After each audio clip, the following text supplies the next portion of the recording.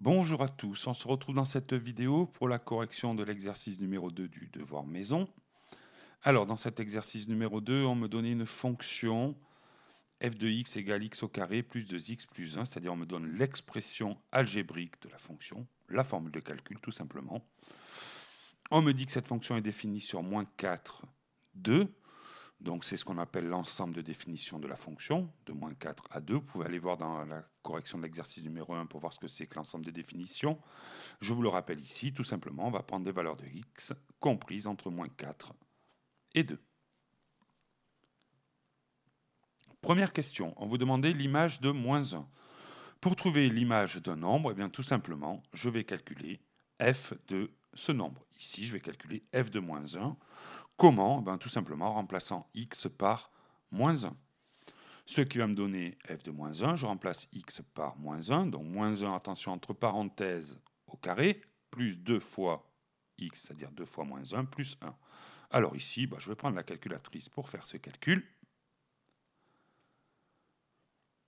Voilà, donc moins 1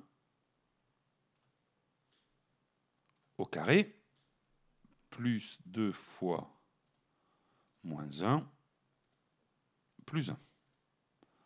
Je trouve 0. Donc, f de moins 1 égale 0, et l'image de moins 1 est 0. Je vais faire la même chose pour l'image de 2 tiers. Il faut donc calculer f de 2 tiers. Donc je vais remplacer x dans ma formule de calcul par 2 tiers. Ici, je vais donc faire 2 tiers au carré, plus 2 fois 2 tiers, plus 1. Idem, vous avez une super calculatrice, donc on va s'utiliser la calculatrice pour calculer ça. Parenthèse, 2 tiers au carré, plus 2 fois 2 tiers, plus 1. Et je trouve 25 neuvièmes. Donc l'image de 2 tiers, c'est 25 neuvièmes. Deuxième question, vous demandez de tracer la courbe sur moins 4, 2 de cette fonction f. Alors pour ça, je vais utiliser ma calculatrice pour me faire afficher le tableau de valeurs. Donc je vais rentrer la fonction f dans ma calculatrice, dans le menu tableau, 7. Alors j'ai déjà une fonction de rentrée qui n'est pas la bonne, je vais l'effacer en faisant del ici avec f2. Et puis je vais rentrer la bonne fonction qui est x. Alors le x avec la touche x au t ici, x au carré plus 2x plus 1.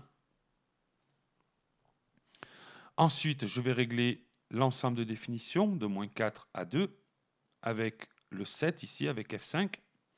Start, c'est moins 4. La fin de l'intervalle, c'est 2. Et puis le step, c'est le pas de combien en combien je veux les valeurs. Ici, je vais prendre les valeurs de 1 en 1. Step 1. Voilà.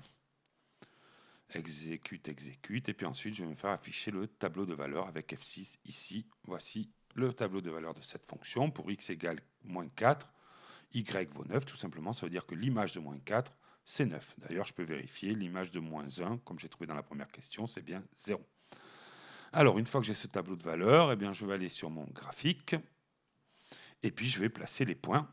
Dans le premier point, pour x égale moins 4, je dois monter à y égale 9. Pour x égale moins 4, je monte à y égale 9. Donc, j'ai ce premier point ici. Puis ensuite, pour x égale moins 3, je dois monter à y égale 4. Donc, j'ai le deuxième point ici. Pour x égale moins 2, je suis à y égale 1. J'ai ce point-là. Pour x égale moins 1, je suis à 0. Donc, j'ai ce point-là. Pour x égale 0, je suis à y égale 1, etc., etc. Je place ces points, puis après, il ne me reste plus qu'à tracer la courbe qui relie ces points en la lissant correctement. Troisième question, on me demande les antécédents de 4. Alors, pour trouver les antécédents de 4, eh bien, je vais le faire graphiquement.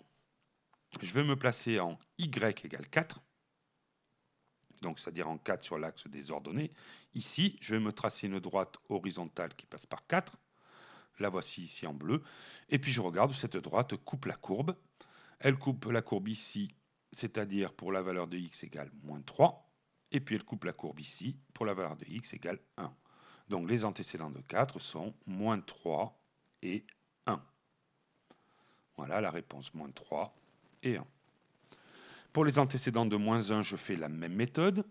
Je me place en y égale moins 1 ici, et puis je trace ma droite horizontale. Ici, elle est tracée en vert, et je regarde où cette droite coupe la courbe. Ici, je m'aperçois qu'elle ne coupe pas la courbe de f, ce qui veut dire que moins 1 n'a pas d'antécédent. Moins 1 n'a pas d'antécédent.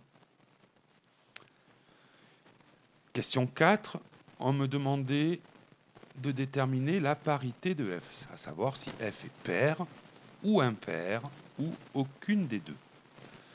Alors, pour trouver la parité d'une fonction, il faut toujours commencer par ça. Il faut d'abord calculer f de moins x.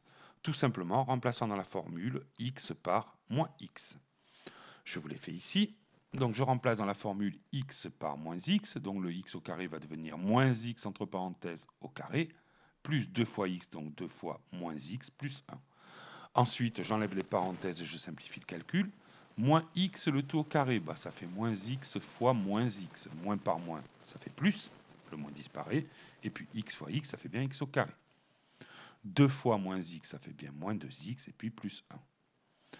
Une fois qu'on a déterminé f de moins x, eh bien on le compare, on va regarder s'il est égal à f de x. Ici, on voit bien que f de moins x n'est pas égal à f de x, à cause de ce moins là, ici. C'est la seule différence. On s'aperçoit que f de moins x n'est pas égal à f de x, donc f n'est pas pair. Maintenant, on va regarder, on va essayer de voir si f est impair. Une fonction impaire, eh bien, on aurait le f de moins x qui doit être égal à moins le f de x. Donc d'abord, je vais calculer moins f de x. Tout simplement, je vais mettre un moins devant toute la formule de calcul de f de x. Ici, vous l'avez ici, moins, et puis entre parenthèses, x au carré plus 2x plus 1. X au carré plus 2x plus 1, c'est bien f de x.